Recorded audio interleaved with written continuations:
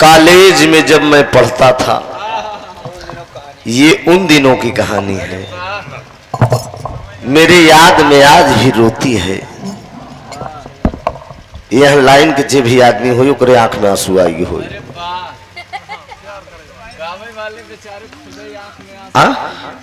आंख में आंसू नहीं आया होगा तो उसका दिल जो है, हाँ सोना कहे ना, इधर देखा से बड़ी चल गई।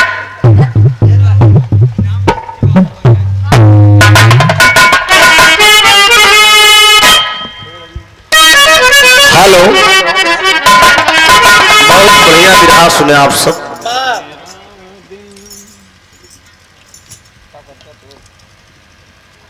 ब्रह्म वेला का समय भी हो गया है, भजन भी सुने आप सब। अब लवंडा बाट्याना चापब हो जाए तू ठंडा। क्या बात है, कब से ये काम चालू करे बहादुर। तो हर सो होत रहा हमारी तरफ सुना है। अच्छा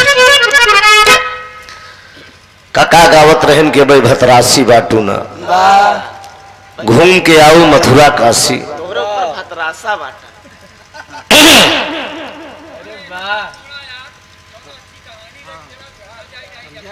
नहीं तो बैठे बे कि अब हम खड़ा ही हो थे, तुरंत ही चढ़ ले। मतलब और से सुने रहे कि नहीं, सब बतावा। सुने रहे ना, लवंडा आ वैसे फिर गई। अच्छा मतलब जैसे भगीरथ वाला गाय रहे। हाँ ठीक ठीक, बस समझ गए काका। अरे बताओ बेटे, मतलब गाना अच्छा लगा रहा ना आपको ना, वैसे न फिर सुनाओ बस। आप खुश हा ना है वो कहते चैनल पे सुने रहे। बढ़िया भी रहा सुन ले। हाँ सर सुनाई दे का मंजूर है। हाँ मस्त है ना, चला फिर तुम सब मस्त हो जा, हम सब हो जाए। चली फिर सुनाई दे एक ही बड़ा बढ़िया काका रोक दे। का बताइए भाई लवंडा बाटा ना चापब हो जाए तो ठंडा। राहुल हमरे बाएं हाथ खेल मुन्ना जान ले। हाँ एक जान ले, अब तुरंत पलटी थी इसे सर धीना। हाँ हाँ लिखित पढ़ित नहीं, इसे खड़ा हो बाइट दे तुरंत खाट धीना। लगा दे मुन्ना एक मिनट इसी धरो, उसी पर्दे पे वही लाइन में धरो। हाय हाय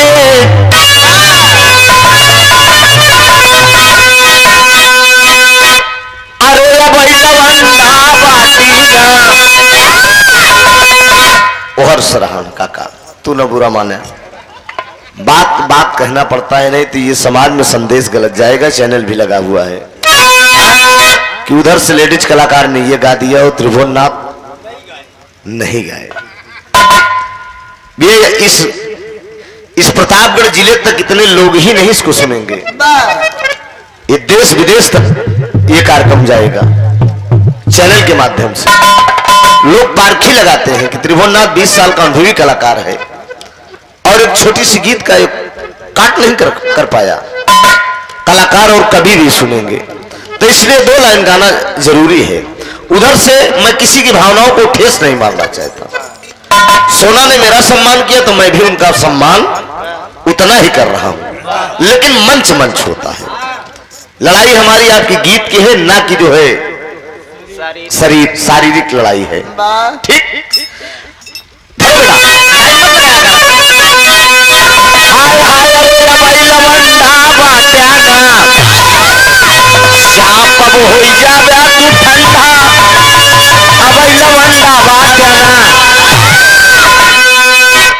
भगवान करे तोहरे सबके मुहे में घी शक्कर लवंडा हम रही।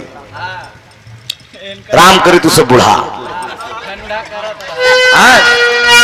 बच्चा हरा लवंडा बाट्याना, लवंडा बाटीना, देखत डंडा हो ठंडा लवंडा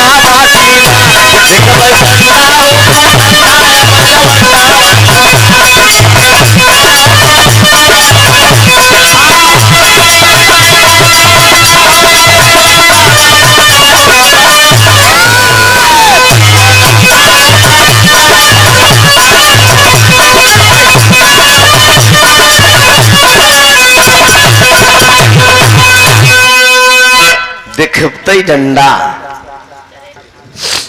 बहुत बढ़िया। अभी आप लोगों ने गीत सुना लटका झटका फटका में भी सोना जी ने बताया कि आपका जो शिष्य है रोहित सोहाना, लोग पूछते हैं कि आपका भाई है क्या सोना। मैं उसको शिष्य नहीं समझता सोना। जैसे मेरे पास 2 बेटा है, उसको एक बेटा मैं उसको भी समझता हूं। जौनपुर जिले का वो लड़का है, उसने भी रहा जगत में न जाने कहां से पैदा कर दिया कि हैदर अली के झटका, बाबा राम कैलाश के लटका, लाल जी लहरी के फटका, हमारे गुरु त्रिभुवन नाथ का पटका। मनोज तूफानी जी के यहाँ इनके पिताजी की तिरही थी, लड़का गाने आया था, मेरा बेटा गया था प्लाट पे भी। रोहित मेरे पास फोन किया था। उस दिन मेरा कार्यक्रम कौशाम्बी जिला में था। नेट पर आप लोग देखे होंगे, 4 कलाकारों का प्रोग्राम था। सुमित्रा नंदनी, सरोज सरगम मिर्जापुर, सुदई राम यादव भदोही और मैं। करारी के पास थांबा लावलपुर है। आज 10 साल से कंटिन्यू में उस मंच पे गा रहा हूं। मैं जरूर रहता हूं और कलाकार बदल जाते हैं। और वहां बात मैं रख के आया हूं, पिछले साल अगले साल आप लोग को ले चलूंगा। मैंने मान सिंह प्रधान जी से कहा, प्रधान इस धरती पे मैंने बहुत देखा, लेकिन आज 10 साल से जो सम्मान मान सिंह यादव जी के दरवाजे पे मिलता है, ऐसा बिरले किसी प्रधान के दरवाजे पे मिलेगा। होली के दूसरे दिन प्रधान जी के यहाँ जलसा लगता है 4 कलाकारों को। उतना मान सम्मान, पैसा कौड़ी शोहरत सब चीज मिलता है भरपूर। 20-20, 25-25 हजार रुपया इनाम लेकर एक कलाकार उतरते हैं मंच से, वो सम्मान मिलता है। मैंने सोना के लिए बात रखा वहां पे प्रधान जी से। हमने कहा प्रीति पाल को मेरे कहने पे आप गवाए, सरोज सरगम को मेरे कहने पे गवाए, और कलाकारों को मेरे कहने पे आप गवाए। अब सोना सुहानी का नंबर है। और एक लड़की प्रतापगढ़। हाँ, एक लड़की प्रतापगढ़ की मैंने बात रखा है सावित्री के लिए, गुरु जी की वजह से। हाँ, कहे नहीं रखी, सब अपने हैं तो सब बच्चों को आगे बढ़ाना है। तो नहीं, सोना को गंवाने के बाद ही गवाऊंगा उनको। तो बहुत बढ़िया आपने प्रसंग सुना। एक बिरहा ये सुन लीजिए, समय भी कम है। और बढ़िया इस बिरहा को सुनकर आप लोग भी अपने अपने परिवार में जाए, हम भी चलेंगे। बजा के आओ।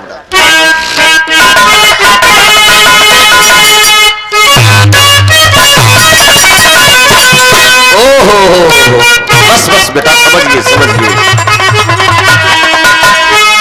दर्द दर्द होता है। मेरा दिल और तोड़ने वाला।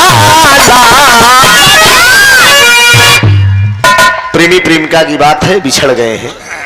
कहीं से भी किसी का भी दर्द हो, इससे मतलब नहीं है, चाहे प्यार का दर्द हो या भाई भाई का दर्द हो या माँ बेटे का दर्द हो, कहीं भी किसी भी। ऐसे देखिए, कभी दोस्त के साथ गद्दारी करता है, तो बात वही है। मेरा दिल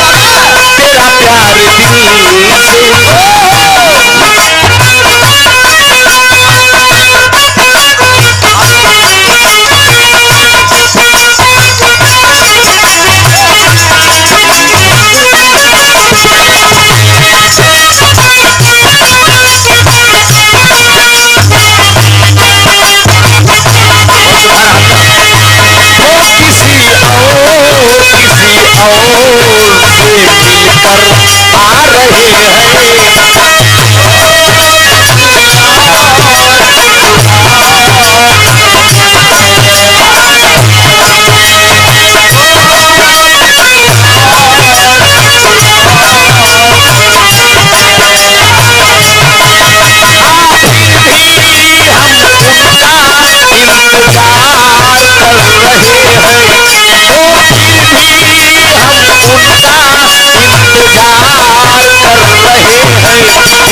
रहे हैं, वफा से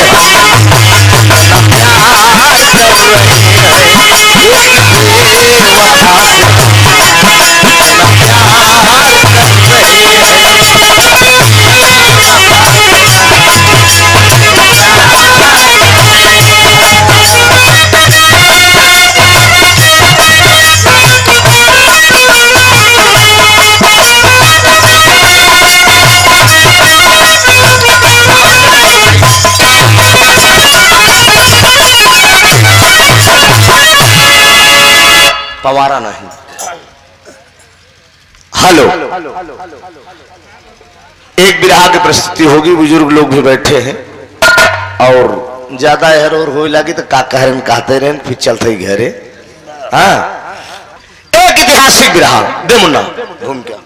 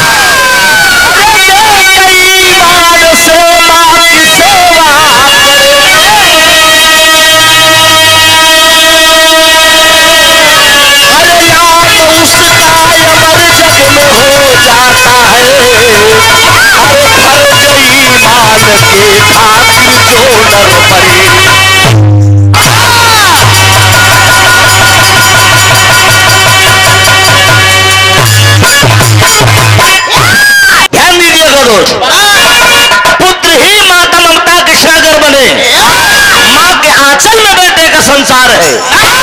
माता के दूध की कीमत अनमोल है, कर सके क्या अदा कोई बेकार है। पुत्र का भी है कर्तव्य माँ के लिए, नेक ईमान से माँ की सेवा करे, नाम उसका अमर जग में हो जाता है, फर्ज ईमान के खातिर जो नर मरे।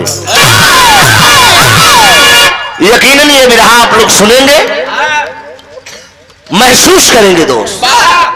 विरह तो तमाम गवैया गावत है, फुटपाथ से निकल यहाँ है। विरह के अंदर जो रस पैदा हो वही विरह है, और गावे तो तमाम मनोरंजन आप लोग सुनता है।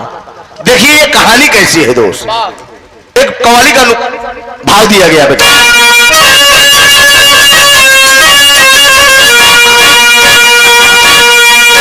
मुन्ना राजा अच्छा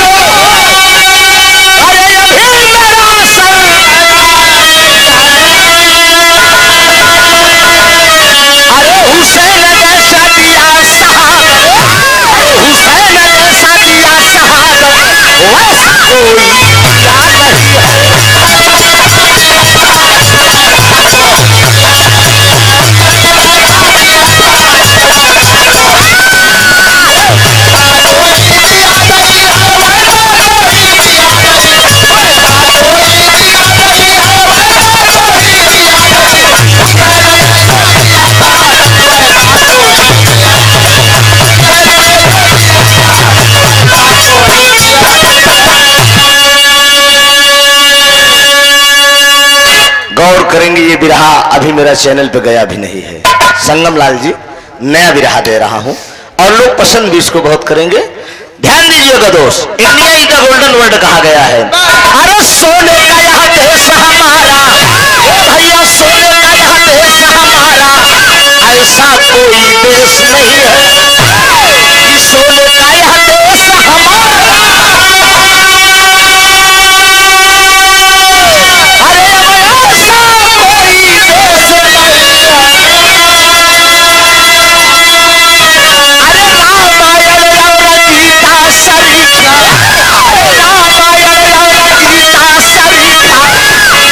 से बड़ा उपदेश नहीं है। कहानी की शुरुआत है। मुन्ना राजा बजाया जिन बनारसी में नहीं, पिपियाइत नहीं, हमका फरछावे दे कहानी। ध्यान दीजिएगा, पंजाब प्रांत है। पंजाब प्रांत के अंदर एक छोटी सी नगरी है जिस नगरी का नाम है चालकोटी। राजा चालकोटी नगरी के अंदर एक राजा रहते थे। राजा का नाम क्या है? राजा शंखपति। राजा शंखपति की पत्नी का नाम है अंबादेवी। बीबी का नाम अंबादेवी और मालिक के देन दोनों प्राणी के बीच में एक बेटा है जिस लड़के का नाम इतिहास के अंदर बताया गया कि पूरणमल। ये बतिया यही छोड़ दे, राजा शंखपति की बात यही छोड़ दीजिए। बगल में एक और राजा है, भूपत नगर है। भूपत नगर के अंदर एक राजा है जिनका नाम है फूलचंद। राजा फूलचंद के पास एक बिटिया बा जेकर नाम बा फूलंदा। फूलन देवी ने संजराम करी फूलंदा। राजा फूलचंद के बिटिया जब फूलंदा जवानी के दहलीम में आई, ले संगड़ाई, बेटिया जिसके घर में सयानी हुई, चैन की नींद वह बाप सोता नहीं। चाहे हमारे घर की बात हो चाहे आप घर के केहू के घर के, बेटियां अगर सयानी हो जाती है उस बाप की आत्मा से पूछिए। एक बार महल में घुसने से पहले मित्रों, अगर सयानी बेटी है, अगर उस पर अगर निगाह अगर उसकी पहुंच जाएगी, पानीदार अगर बाप है तो रात भर नींद नहीं आएगी उसको, जब तक बेटी को इज्जत मान सम्मान के साथ डोली में बिठाकर विदा नहीं कर देगा। राजा भूपत सोच रहे हैं बिटिया सयान हुई बा। राजा महाराजा के जमाने में जांघी के जोर पे मेहरारू आवत रहे, अब मोबाइल के दम पे आवत है। समझा? ये राजा महाराजा के जमाने की बात है। जवन राजा बढ़िया ताकती रहा, लड़ ले मेहरारू करे पास। राजा भूपत विचार किए, नगर में ढिढोरा पिटवा दिए। एक शर्त रहती है, शर्त का रहन कड़ाही में कड़ू का तेल खौलत रही। कड़ाही में कड़ू के तेल खौलत रही। ऊपर एक चक्र रही, चक्र के अंदर एक मछली रही। देखे के बाद नीचे निशाना ले के बाद ऊपर, यही शर्त रही। जो राजा बाई मछली के बाई आंख में निशाना लगा देगा उही के साथ हमार बिटिया बोले जाओ भैया। हाँ हूं करे जावा करा करा ड्यूटी करा करा करा। देखा था वो अकेले थामे रहा तो हर। ध्यान दीजिएगा, यही शर्त रख दी गई। जो राजा निशाना लगा देगा उसी के साथ बेटी ब्याही जाएगी। तमाम राजा के पास पत्र गए, एक पत्र राजा शंखपति को पास पहुंचा। बुढ़ाई दाव बेटवा जवान बा और जब पत्र पाए तो धनुष मार लेहन मेहरारू भी है चल दे भैया। बुढ़ाई दाव हाल बा राजा के चौथे पन में लेहन धनुष मार जब चल दे तो उनकर रानी जो नहीं अंबादेवी डेहरिन पे बिठाई गई। कहे कस कहाँ जाता है? कहे बोला जी हम जहाँ जाते ही हमका जाएंगे चुप मार के। अरे कहे कहा हम दूसर मेहरारू लिया हुई जाते। भाई साहब मेहरारू वो चीज है, मेहरारू वो चीज है कि काठे का सबक नहीं बर्दाश्त कर सकते ना। ये दास जमन बतावत फरछाई बतावत एकदम ओरिजिनलिटी। अपन मेहरारू का दूसरे के मेहरारू, अपने मेहरारू का अगर रच के बड़ाई कही दे दूसरे के, जानू हो अरे बहुत बता गाड़ी दाफरे रे है झूठे जिए के बवाल माँ कसम का कहा खटिया में ना लगाई रहे जान जा लकटा 3 मेल के मुंह पर ही का जान ले। हाँ भाई साहब ई दशा बा समाज बाबा जोन दास बताई दे बीतत हो यार। हाँ एक दिन जा बड़ाई कही तो कहते देखा फिर वही दिन लुल्लू बटा सन्नाटे ही रही सब। दोस्त धनुष मान लिए राजा संगपति चल रहे तो रानी समझावत का है कि बुढ़ौती पे अरे रामा रामा बुढ़ौती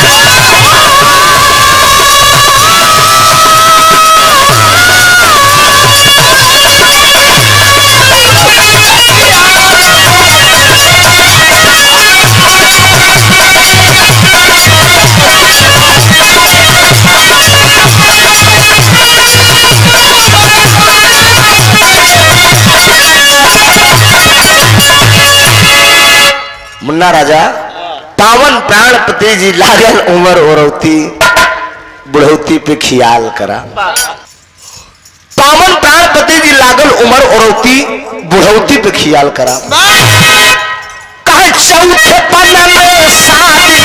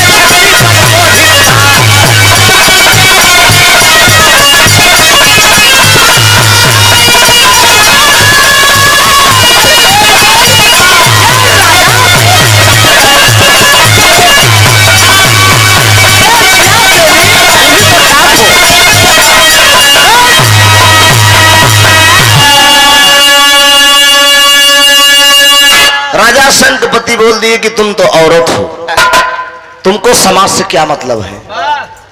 तमाम राजा उस स्वयंवर में आएंगे, अगर हम न जा तो मेरी बड़ी बदनामी होगी। ना ही मानिन मेहरारू के बाद चल दे एक सिमड़ एकदम मुस्टंड नवा एक सिमड़ के एक मुस्टंड नौजवान राजा पहुंचा रहा है। अब भाई साहेब फुलंदा रुको पीपी नहीं गुलाबा में हाथ डाहे ऐसे ऐसे रेशम जैसे एकदम पार आमे फाकी जैसे आखी ऐसे लागे जैसे अजूरिया कोनो खड़ी है। ऐसे ऐसे ऐसे भाई साहेब मालिक हाँ ऐसे बाबूजी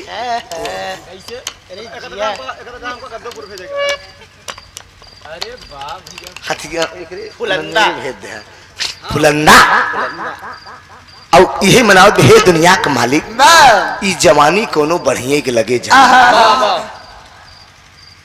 लौंडा ताकत है देख के जो नौजवान राजा रहे ए बुढ़ाई दाऊ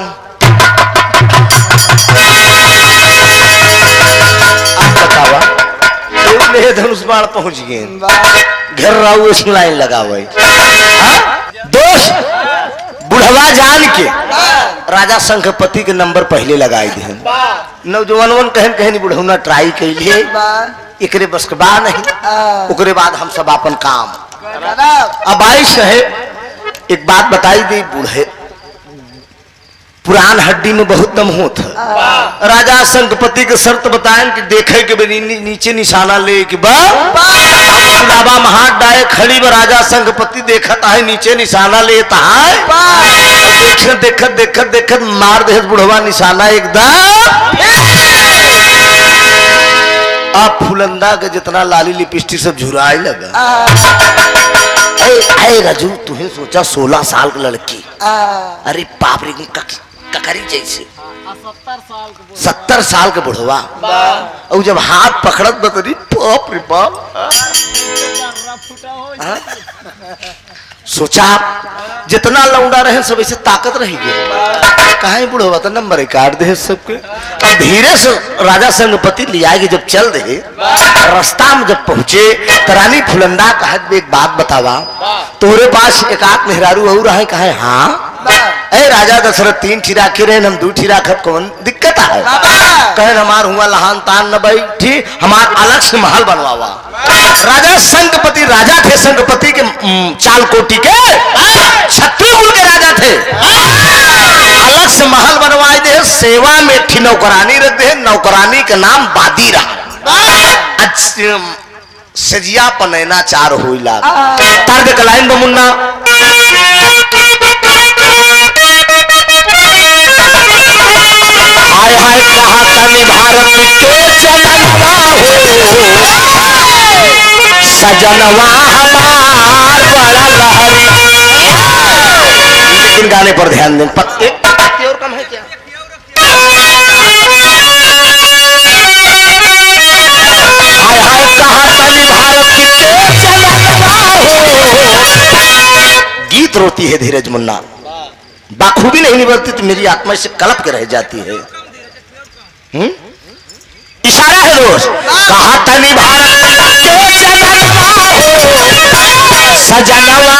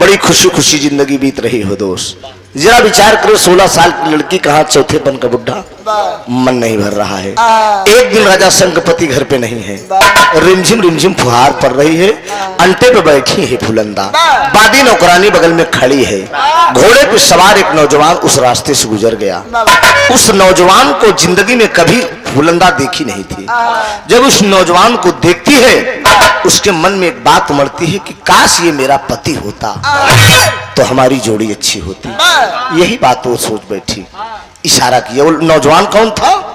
वो राजा शंखपति की जो बीही बीबी थी, अंबा देई का ही बेटा पूरणमल था। उसका एक दोस्त था जाट का माली, जिसका नाम था महताब।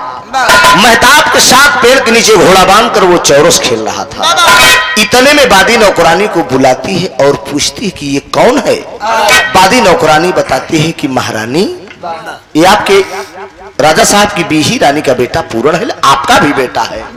कहा ओ हो, इसके पिता तो बुढ़े हो चुके हैं, यही मेरे काबिल है। इशारा करता है मुन्ना राजा, क्या करेंगे?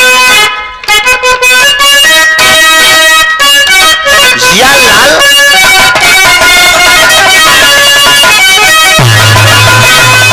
दिल देता है रो रो दुहाई, किसी से कोई प्यार ना करे।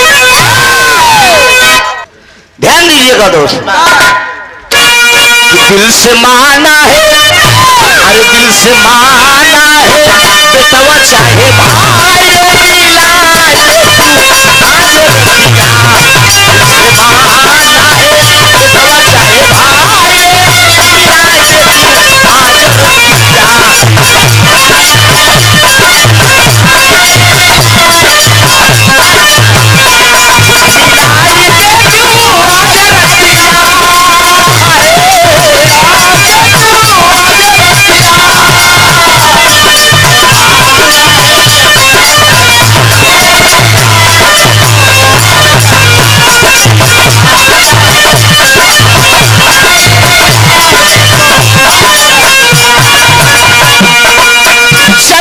जवानी बा जवानी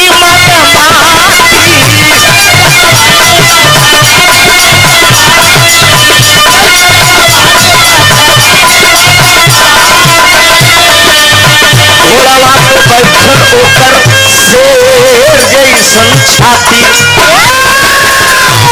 इशारा कर दिया है बादी। ये नौजवान कौन सा है? बादी नौकरानी बता रही है कि ये आपका भी बेटा लगता है, राजा साहब की बीही रानी का बेटा पूरणमल है।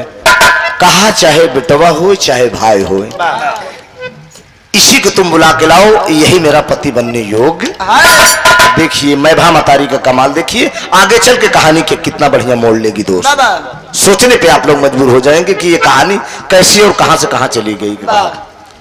चल देती है बादी चल देती है। चौरस खेल रहा है पेड़ के नीचे महताब के साथ बैठकर। पहुंची है बादी, कहती कि राजकुमार की जय हो, आपकी मौसी की तबीयत बड़ी तेज खराब है, आपके पिताजी घर पे नहीं है, हो सकता है कि अंतिम चरण चल रहा है, उस धरती पर रहे या न रहे। आदर्शी बच्चा था, प्रभु राम जैसा था बाबूजी। उठता है, घोड़े पे सवार हुआ और कहा ठीक है, मेरे पिताजी स्वयंवर से जीत कर लाए हैं, वो भी मेरी माँ है, मैं जरूर जाऊंगा। जब चलता है तो जो जाट का माली था, उसका दोस्त महताब, उसकी कलाई पे कलाई अपनी रख देता है और एक बात कहता है कि मुन्ना राजा एक तर्ज है,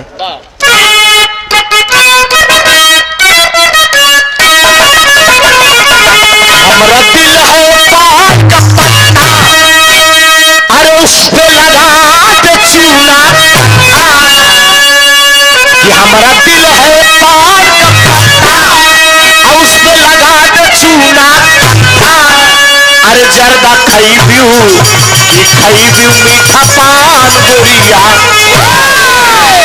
लेकिन महताब क्या कहता है कि मेरी बात मान लो भैया, कि मेरी बात मान लो भैया, अरे नहीं बीमार महल में मैया, अरे नहीं बिचवई में हो वही मजेदार नैया।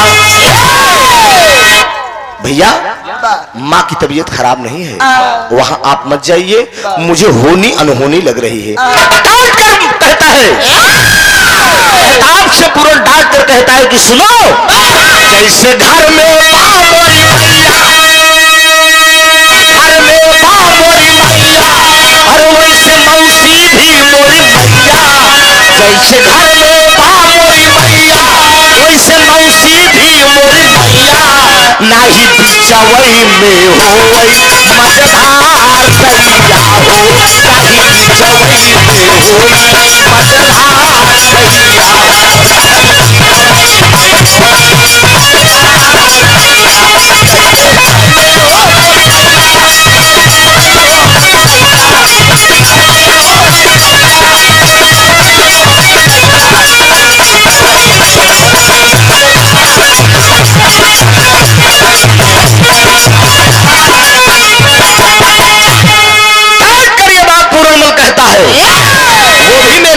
समान है, तुम नीच हो, दोस्त जरूर हो लेकिन गलत शिक्षा दे रहे हो। नहीं मानता है बाबूजी, घोड़े पे सवार हो गया, चल देता है आगे आगे आगे। बादी नौकरानी जा रही है, पीछे पीछे वो नौजवान घोड़े पे सवार पूर्णमल चला जा रहा है। लेकिन त्रिया चरितम दय्यम न जाना, वो हरामखोरी ने इक्स का नाटक उसके भूत सवार है। महलों में जाकर बाबूजी लाई गट्टी खा रही है और ऐशो आराम की जिंदगी बिता रही है। तो श्रृंगार करके बैठी है, बड़े आदर के साथ जो है घोड़े पे उतरता है। उतरने के बाद पहुंचता है, क्या कहता है कि मौसी माँ के चरणों में है पूर्णमल का प्रणाम। अरे किस कारण बुलवाया मौसी, क्या है मेरा काम। बादी ने जाकर बतलाया मौसी है बीमार। यहाँ और कुछ नजर आ रहा खैर करे करता।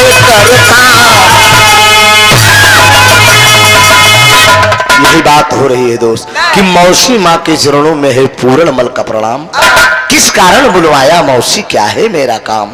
बादी ने जाकर बतलाया मौसी है बीमार, यहाँ और कुछ नजर आ रहा खैर करे करतार। मौसी तार तबीयत ठीक बा ना। बादी जाए के बताया कि मौसी की तबीयत बड़ी तेज खराब बा। कहा हाँ पूर्ण हम एकदम ठीक है, बैठ जाओ पूर्ण। पलंग पे इशारा करती है बैठ जाओ। लाई गट्टी दे दिया, खाने लगे। इतने में बाबूजी का करत कहा थे, अरे तोहर नाम लइके, अरे तोहर नाम लइके, नाम लइके, नाम लइके, तोहार नाम लइके, खाली तोहार नाम लइके छोड़ा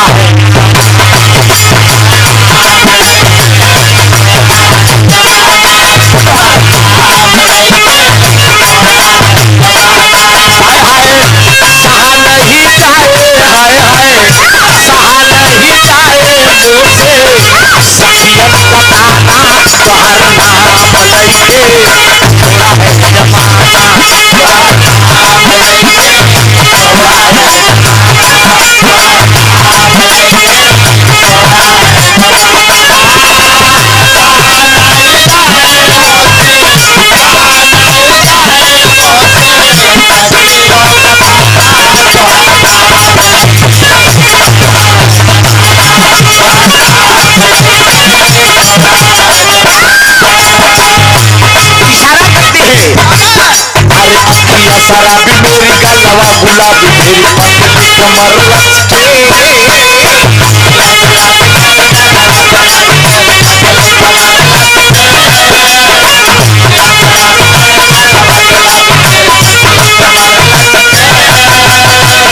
शराबी मेरी गलवा गुलाबी मेरी पतली कमर लचके। अरे मथवा की दिया हराम कर दिया चम चम चम चम।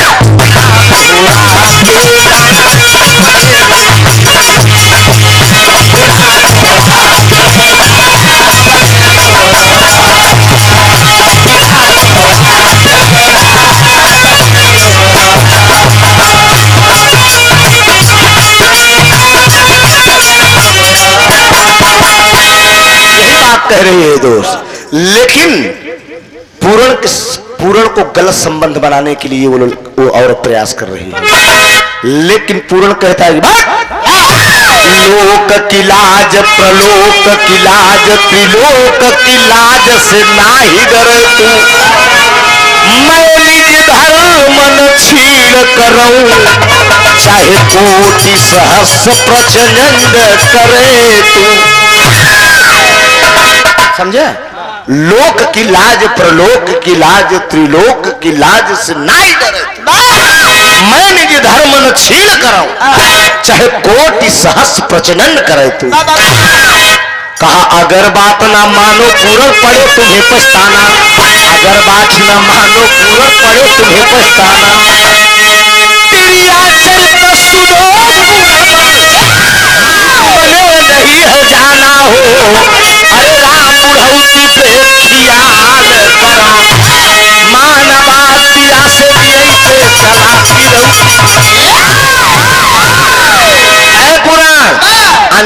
अच्छा नहीं होगा। मेरी भावनाओं को तुम ठुकरा के जा रहे हो। अरे ठुकरा के मेरे प्यार को, अरे धीरज बेटवा ठुकरा के मेरे प्यार तुमने बुरा किया। ठुकरा के मेरे प्यार को तुमने बुरा किया।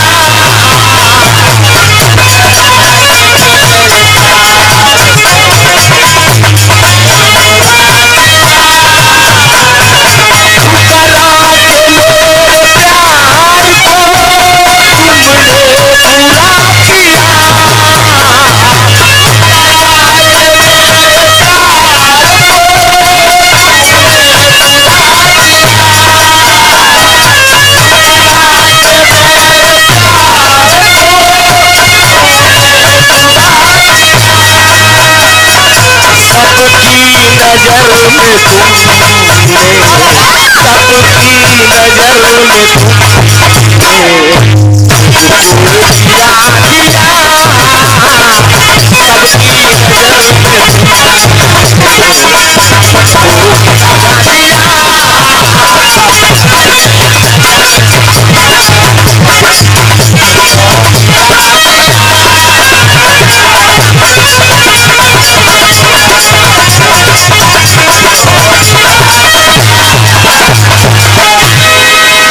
यही बात कहती है दोस्त कि पूरन ये तुम काम अच्छा करके नहीं जा रही हो। कहा आराम खोरिन, इश्क का नाटक करा, तुम बीमारी का बहाना बनाकर तुम यहाँ तक मुझे बुलाई हो।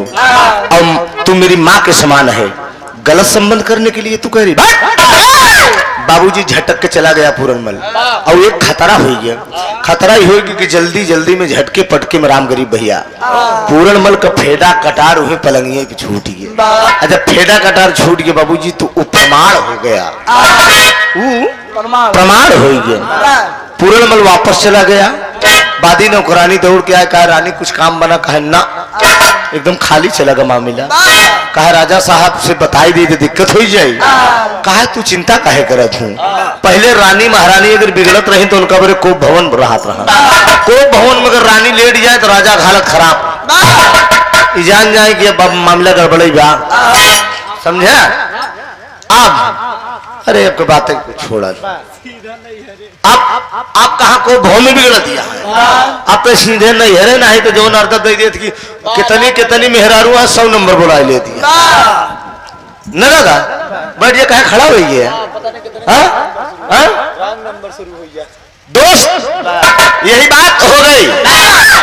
यार चला गया पूरनमल, को भवन में जाए कि फुलंदा लेट गई। जब फुलंदा को भवन में लेट गई, शाम का वक्त हुआ, राजा शंखपति आए। बादी नौकरानी से पूछे लगे कि हमारी रानी कहाँ है? कहा तुहार रानी जाके को भवन में लेटी है। राजा शंखपति जब को भवन का नाम सुने तो हालत खराब एकदम जाए थे बाबूजी। को भवन में एकदम एकदम दबे पाओ राजा शंखपति पे का हो गया, हमारे गुलाबों का का हो गया, हमारे दिलजान का का हो गया, का हो गया। अरे हम ई जिंदगी तोहरे नाम बा, का हो गया क्यों ससुरा कुछ कहे का? अरे के कहे बताए के बारे राजा हमारे रहते हुए कवना उसकी खैर नहीं होगी अगर हमारे गुलब्बों से कुछ कह दे तो। लेकिन इतने में गुलब्बो कहा था तू तो लो बोलो, अब तू लो बोलो। मामला एकदम खराब हो। का बात हो रानी, काहे ना बोलबू? इतने में बड़ा चुमकार के जब पूछे थे तो का बतावत है। लो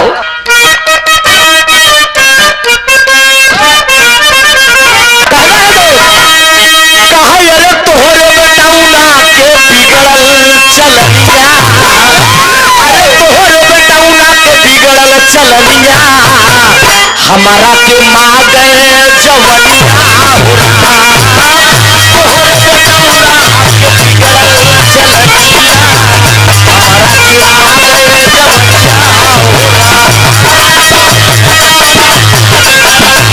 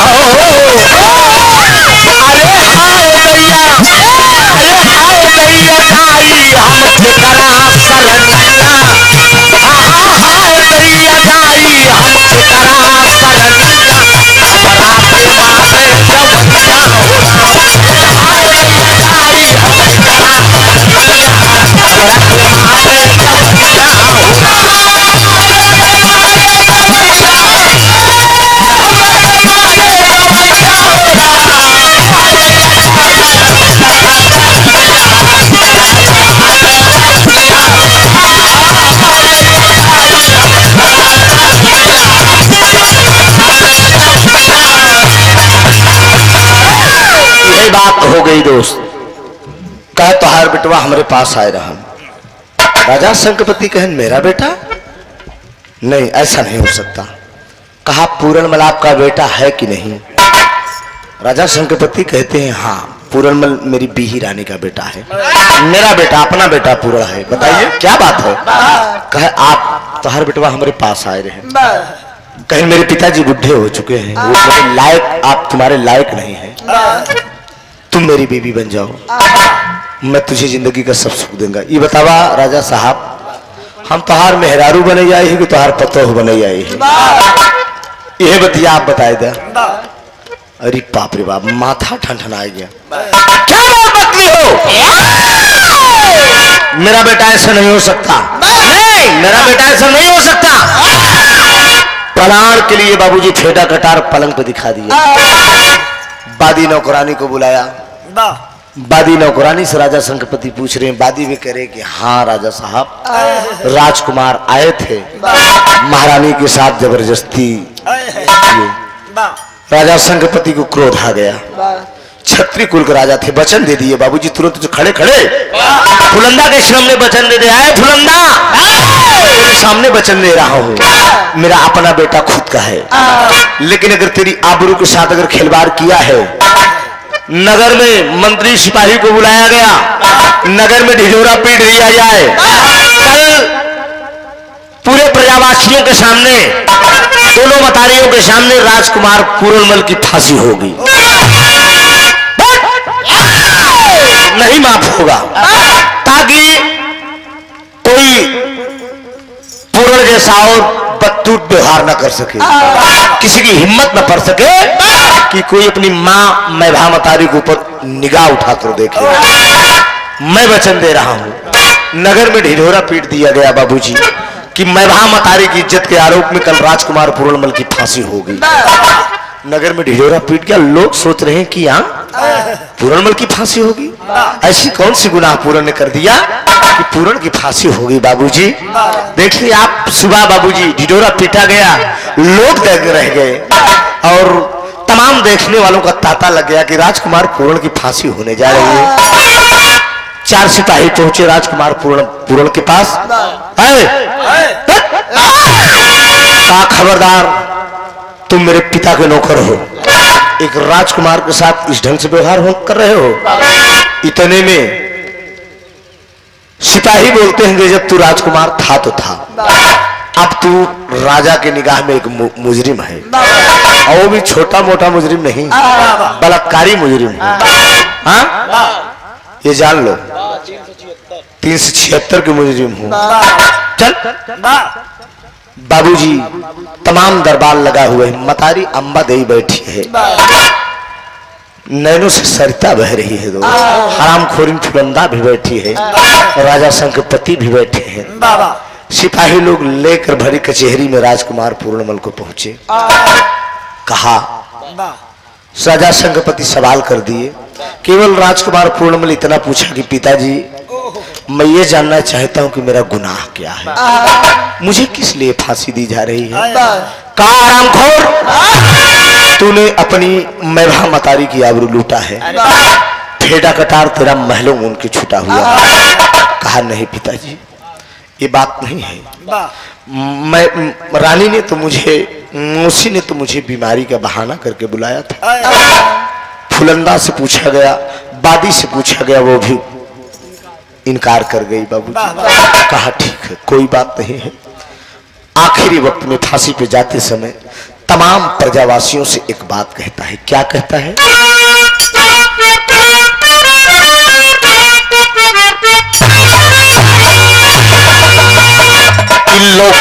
मुर्ताद हैदर अली गाया है, भगवान राम लव और कुछ कह रहे हैं। एक बात बताई दी दोस्त, वक्त ऐसा आ जाता है बाबूजी कि बाप बेटी को भी दुश्मन बनना पड़ता है। भगवान राम खुद जान रहे कि मेरे अपने बच्चे हैं, मेरे अपने खून हैं, लेकिन बहुत ने कहा कि तोहरे माता पिता, तोहरे माता पिता का धन्यवाद हो।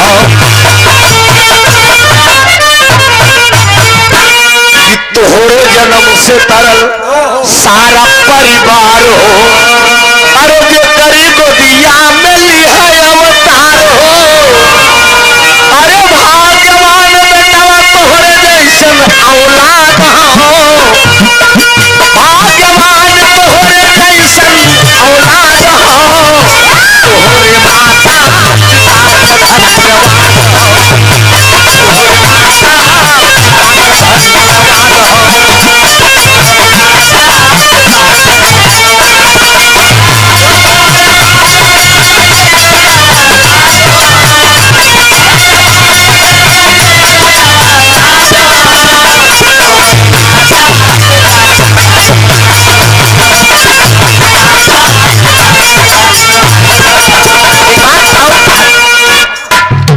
मुन्ना जाऊ लौटे घर, जाऊ लौटे घर तुम दोनों भाई, जाऊ लौटे घर तुम दोनों भाई, काची उमरिया में करा दिन लड़ाई, काची उमरिया में करा दिन लड़ाई,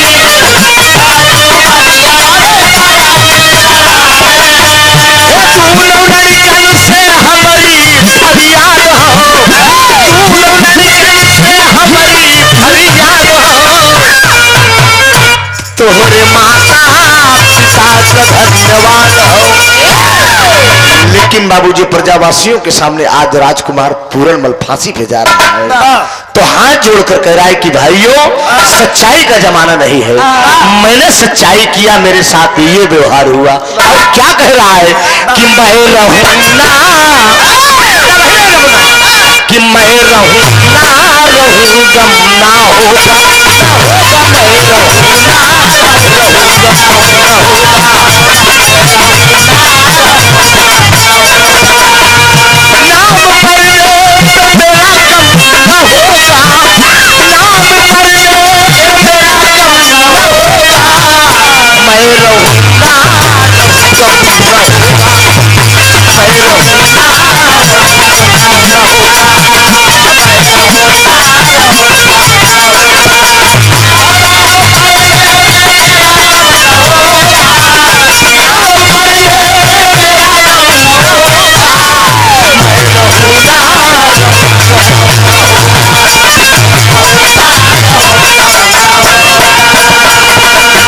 तनिको दर्द नाही, तनिको दर्द नाही आवेला रजनावा, तनिको दर्द नाही आवेला रजनावा, फसिया पे झूल गवा तू सही ललनवा, फसिया पे झूल गवा तू सही ललनवा, फसिया पे झूल गवा तू सही ललनवा,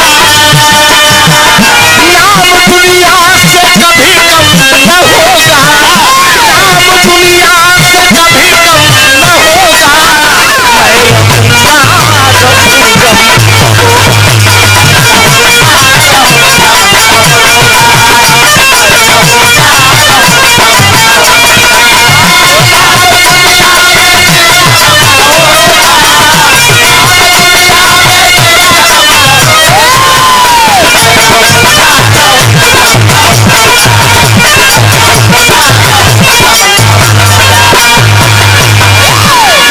बाप रे बाप, हंसते हंसते आंखों के सामने फांसी पे लटकवा दिए।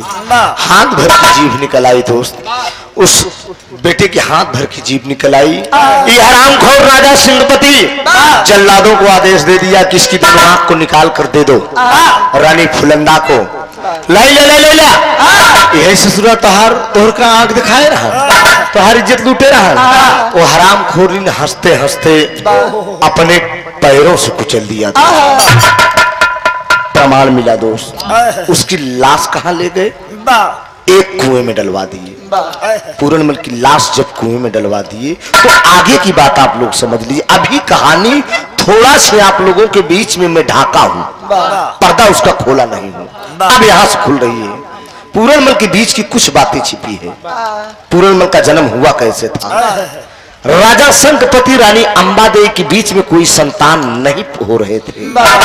दोनों प्राणी जाके गुरु गोरखनाथ से कि हाँ विनती किए, चरणों में बंधन किए, गुरु गोरखनाथ ने अपने आशीर्वाद से, अपने मंत्रोच्चारण से इस बच्चे को दिया था जन्म। वो गुरु गोरखनाथ का शिष्य था। ले जाकर उसकी लाश एक कुएं में डलवा दिए, और जब कुएं में डलवा दिए बाबूजी, तो एक दिन की बात है, गुरु गोरखनाथ का आगमन होता है। तो गुरु गोरखनाथ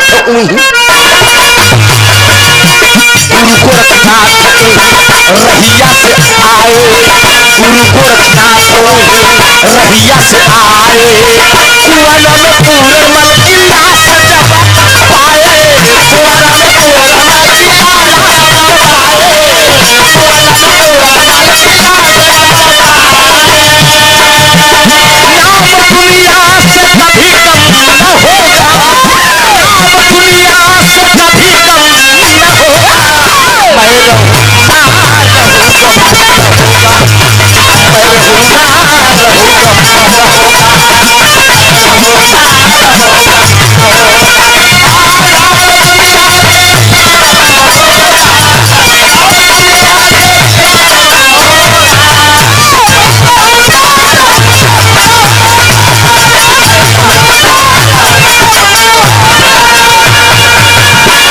दीजिएगा दोस्त।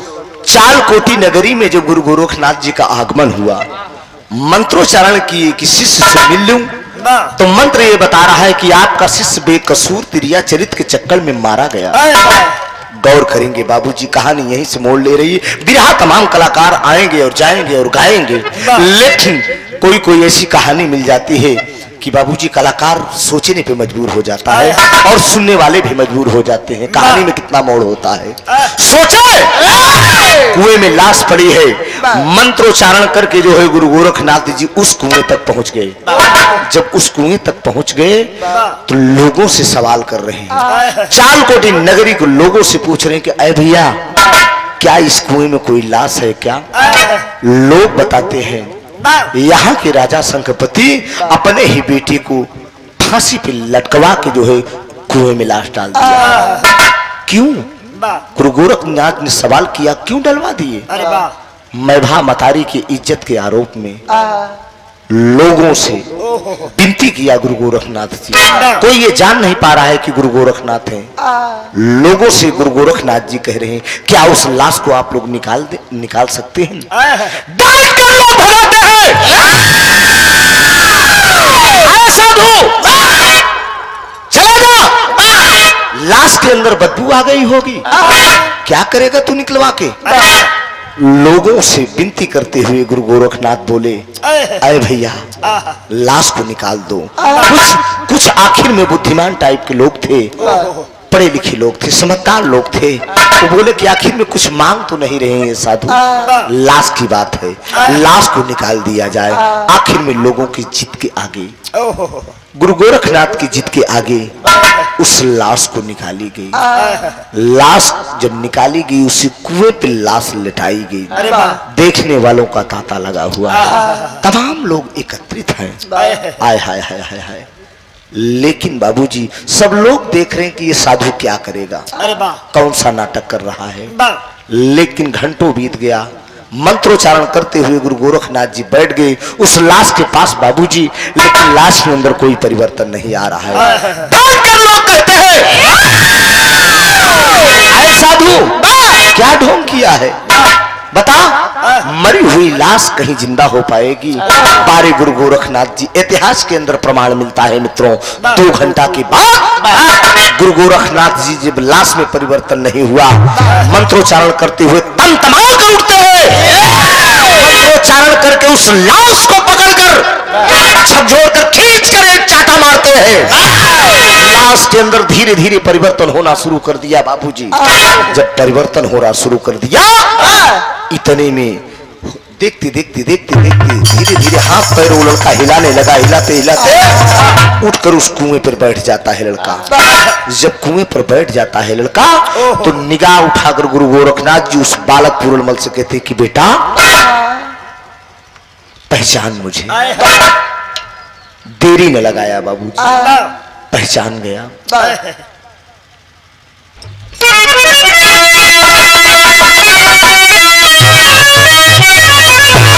बात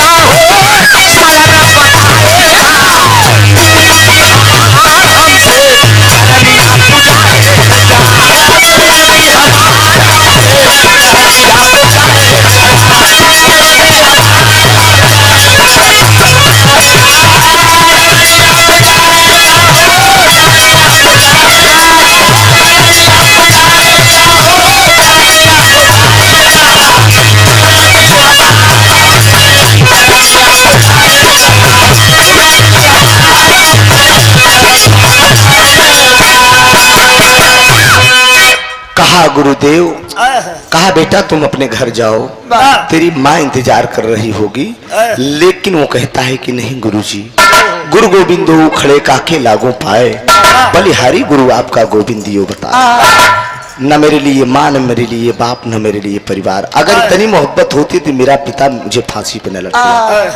ये बात जब कहा, बा घर पे नहीं जाता है बाबूजी, गुरु गोरखनाथ के साथ वो सीधे खेमा में जाता है, जोग रमा लेता है, जोगी बन गया, भिक्षा मांगने लगता है। समय आया धीरे धीरे, वक्त बीतते बीतते बीतते बीतते 14 साल जब बीत गया, एक दिन भंडारे का समय आया।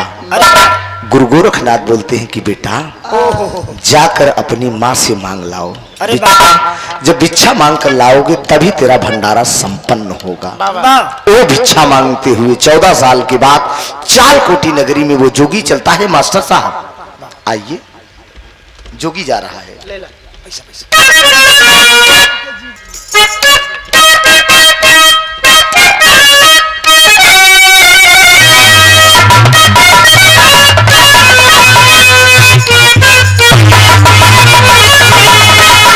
के करा करो वाले, अरे गंगा जी बाढ़िया, अरे के करा करो वाले बुढ़ोरा, अरे के करा करो वाले, के करा करो वाले हो टिकटो कभी काले, गुरु पारा हो माई गवारा, के करा करो वाले हो टिकटो कभी काले, गुरु पारा हो माई गवारा।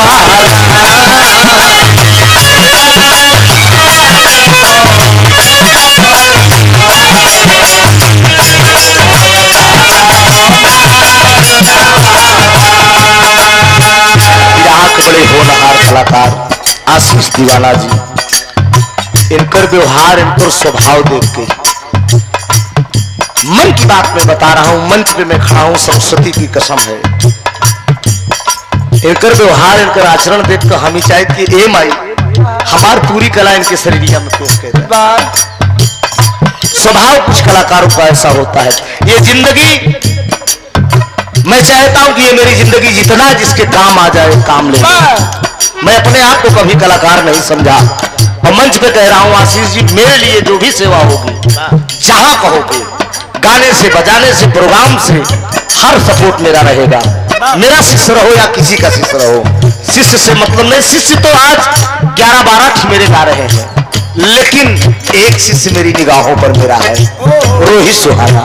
हाँ, तो शिष्य से कम दर्जा मैं आपको नहीं दे रहा हूं। और बाकी ये कहने का बात है कि फलाने ने फलाने को सिखाया है, किसी को कोई सिखाता नहीं है। हाँ, किसी को कोई नहीं सिखाता है, उसका कर्म और कर्तव्य और उसका परिश्रम होता है, और वो सीखता है और आगे बढ़ जाता है। मैंने भी कभी किसी को सिखाया नहीं है। मैं ये मंच से कह रहा हूँ, 201 रुपए का पुरस्कार अपने खानदान का नाम रोशन करें, इससे बढ़कर और क्या दूं।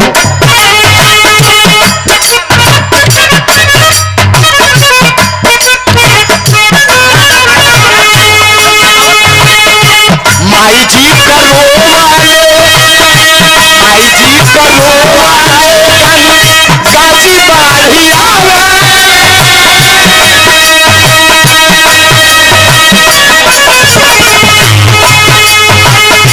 माई जी करो वाले, गाजी बाढ़िया वाली, बाबू जी करो वाले का मुंडहोरा,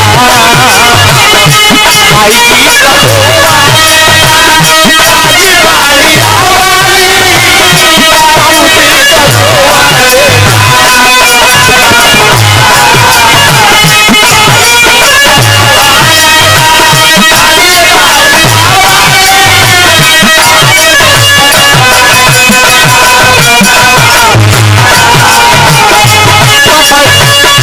भैया करो वाले, बहिनी करो वाले।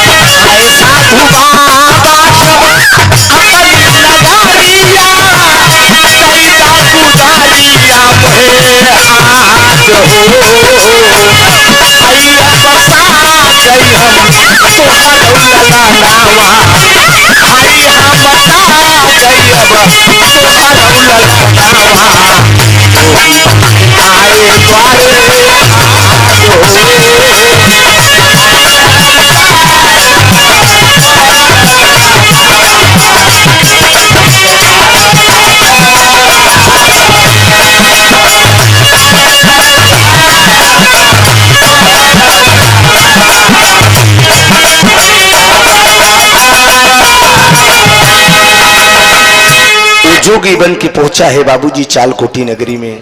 वही रानी आज अंटे पे बैठी है, रानी फुलंदा। अरे वाह, निगाह पड़ती है, वो जोगी कहता है कि भिक्षा दे दो माँ। इतने में वो फुलंदा बुला लेती है, अरे बाबा सुनिए, भिक्षा तो दूंगी लेकिन एक सवाल आपसे करूंगी। इतनी कम उम्र में आपको जोगी किसने बनाया? आपके माँ बाप कितने निर्दयी हैं जो आपको जोगी बना दिए। ये बात जब वो जोगी सुनता है बाबूजी, तो सिरिंगी बजाकर गाते हुए, इसी लाइन में मुन्ना राजा बात जोगी गाते हुए आगे कहानी बताते हुए, मैं भामतारी खातिर, मैं भामतारी खातिर, जो गवार मावाले, करम का फूटा लाया भागो। मैं भामतारी खातिर, जो गवार मावाले,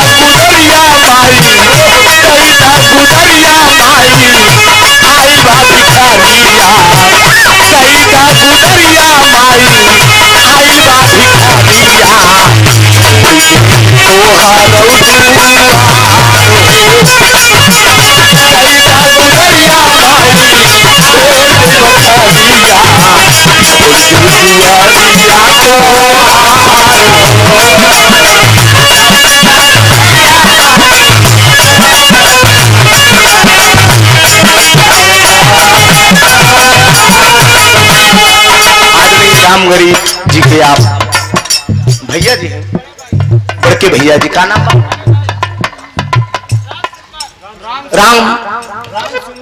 राम सुंदर गुप्ता जी इस लाइन पर समझ के दे रहे हैं 101 रुपया। बहुत बहुत प्राण सब भैया को नमन।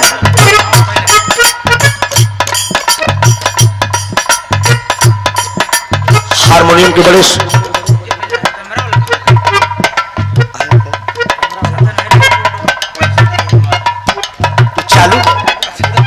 चालू को हम आए गया, बहुत सुंदर कलाकार। कार्यक्रम के आयोजक से राम गरीब गुप्ता जी 200 रुपया का पुरस्कार। बहुत बहुत प्राण सब भाई। आदरणीय पप्पू गुप्ता जी आपके महोदय की तरफ से 100 रुपया का पुरस्कार। बहुत बहुत प्राण सब भैया में सुंदर पुष्पहार, बहुत समाया का पुरस्कार।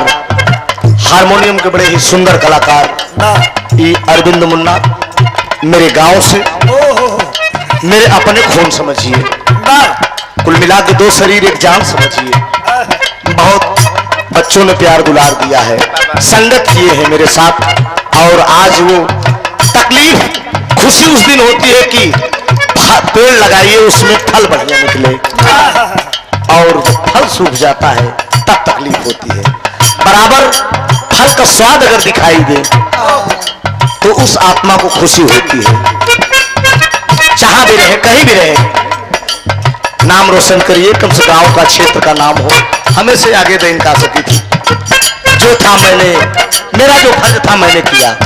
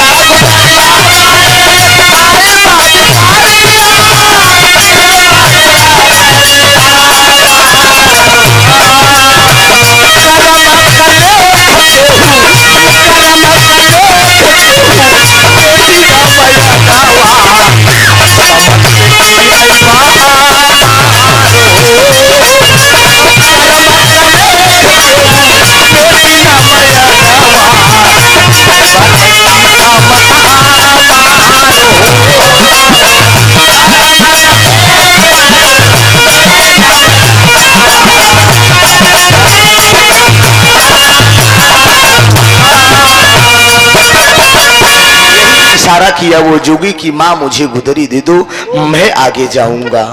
गौर करेंगे बाबूजी, जो फुलंगा से आगे वो अंबा देवी उसकी सगी माँ बैठी है, रोते रोते अपने बेटी की याद में आज अंधी हो चुकी है। सिपाही मिलते हैं, उनसे पूछती, 5 मिनट की कहानी रह गई है। सिपाहियों से पूछता है वो जोगी कि भैया यहाँ पर एक बुढ़ी माँ रहती थी, क्या वो जिंदा है कि खत्म हो गई? इतने में अंबा देवी के कानों में उस जोगी की आवाज पहुंची। बाबू वो अचानक बुलाकर कहती है कि बेटा पूरण आ गया मेरे लाल। बाबूजी माँ की आत्मा फट गई। जोगी कहता है कि नहीं, मैं तो जोगी हूँ, क्या बात कह रही है माँ? लेकिन वो अंधी माँ कह रही कि नहीं बेटा, मेरे स्तन का ये दूध गवाही दे रहा है कि तू मेरा बेटा है। मेरी आत्मा ये बोल रही है कि तू मेरा औलाद मेरी आंखों के सामने आया है। लेकिन ये जोगी कह रहा है कि नहीं माँ, मैं जोगी हूँ, मेरा भिक्षा मांगना काम है, मुझे हो सके तो एक गुदरी दे दो। लेकिन बाबूजी तब तक कहती है नहीं तू मेरा बेटा है। इतने में सिपाही लोग बताते हैं उस जोगी से कि इसके आंखों के सामने इसका जवान बेटा फांसी पे लटक गया, इसका नाम पूरण था। तब से ये जिसको देखती है सबको अपना बेटा समझ बैठती है। गौर करेंगे मेरे बिरहा में इस बात का सिद्ध हो रही कि माँ कहीं भी रहे, एक वक्त ऐसा आएगा। ओम प्रकाश यादव जी ने एक ऐसा कांड गाया है, बेटा इनकार कर गया अपने माँ और अपने बाप को, सबको। लेकिन माँ बिरले ऐसी माँ देखे होंगे कि जो अपने बेटे को इनकार करेंगी बाबूजी। लेकिन माँ कभी नहीं भूलती अपने औलाद को। स्तन का दूध ये गवाही दे रहा है कि तू मेरा बेटा है, जिद मत कर, तू मेरा बेटा है। इतने में बाबूजी गौर करेंगे, आखिर में उस अंधी माँ की जिद के आगे उस जोगी को भेद खोलना पड़ा। वो जोगी कहता है कि हाँ माँ, मैं तेरा बेटा हूँ, दूसरे जन्म में मैं जोगी बन के आया हूँ अपने गुरु की कृपा से। माँ कहा बेटा इसी आंखों के सामने तेरी फांसी हुई थी, मैं एक बार अपनी निगाह से तुझे देखना चाहती हूँ। जोगी कहता है कि तुझे देख तो लेगी माँ, लेकिन देखने के बाद तुरंत गिरेगी जमीन पे और खत्म हो जाएगी। कहा मुझे मंजूर है माँ। देखिए कि माँ अपने औलाद को देखने के लिए अपनी जिंदगी दांव पे लगा दिया। और करेंगे वो जोगी मंत्रोच्चारण करता है, मंत्रोच्चारण करने के बाद फूंकता है बाबूजी, माँ की आंख ठीक होती है। उसी महलों के अंदर दोनों माँ बेटे आपस में गले लगते हैं। गले लगने के बाद फपक फपक कर रोते हैं माँ बेटा। ठीक 5 मिनट के बाद वो जोगी के हाथ से अंधी माँ छूटती है और गिरती है और खत्म हो जाती है। तब वो जोगी जब आगे बढ़ता है तो कहा गाता है कि देख तेरे संसार की हालत, देख तेरे संसार की हालत, क्या हो गई भगवान, कितना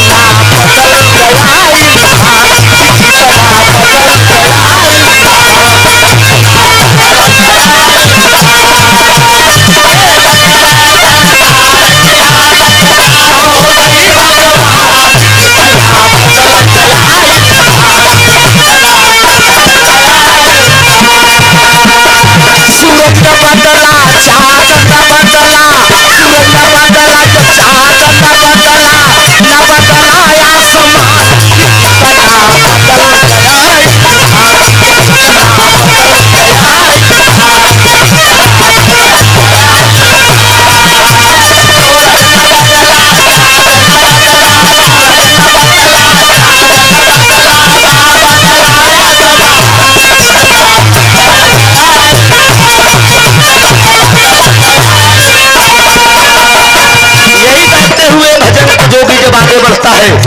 आगे संगपति मिलते हैं, वो भी दोनों आंख के अंधे हो चुके हैं। हाथ जोड़कर खड़े हो गए उस जोगी के आगे, बेटा मेरी गुनाहों को माफ कर दो, इस राजपाट को आप तुम संभाल लो। इतने में वो जोगी कहता है कि नहीं पिताजी, एक जोगी के लिए राजपाट क्या होगा, आपको अगर राजपाट देना था तो मुझे फांसी पे न लटकवाते। आपका राजपाट आपके पास रहे कि जोगी के लिए ये क्या होगा। हो सके तो आप गुदरी दिला दीजिए। लोग जुट जाते हैं, जब लोग जुट जाते हैं बाबूजी तो वो वचन देता है, कहा जाओ ये जो रानी फुलंदा है इसके पेट से एक बालक पैदा होगा और वही चालकोटी नगरी का राजा बनेगा। मुझे राजपाट नहीं चाहिए। अरे अंधी माँ खत्म हो गई और वो जोगी तुरंत अपने उसी फुलंदा के हाथ से बाबूजी गुदरी लेता है। लेने के बाद गुरु गोरखनाथ के डेरा पे चला गया, अपना नारा संपन्न किया। यहीं से विरहा मेरा खत्म हो रहा है। आखिरी भाव है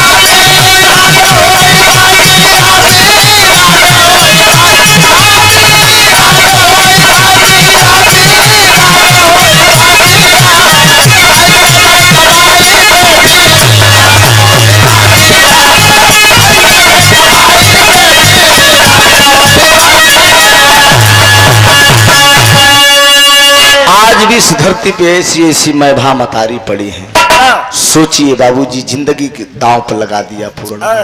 एक गाने का शीर्षक था मैभा मतारी की कथा, भक्त पूरनमल की गाथा।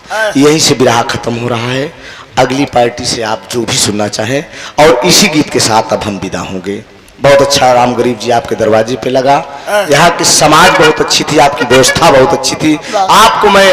आप बहादुरी के पात्र हैं। इस लॉकडाउन में आपके दरवाजे पे कार्यक्रम रात भर संपन्न हुआ। हम दोनों कलाकारों की तरफ से गाने बजाने में, जाने अनजाने में, बोलने चालने में, दोनों तरफ की पार्टियों से अगर कोई गलती होगी तो हम क्षमा चाहेंगे दोस्त। आखिरी भाव है स्वामी गीतानंद आनंद भय हुल्लू पंथी राम आधार हैदर हकी चंचल गइले स्वर्ग सिधारा। अरे राम बुढ़ौती पे खियाल करा, भुवन राम कुंवरिया बाटई बड़ी बुढ़ौती पे खियाल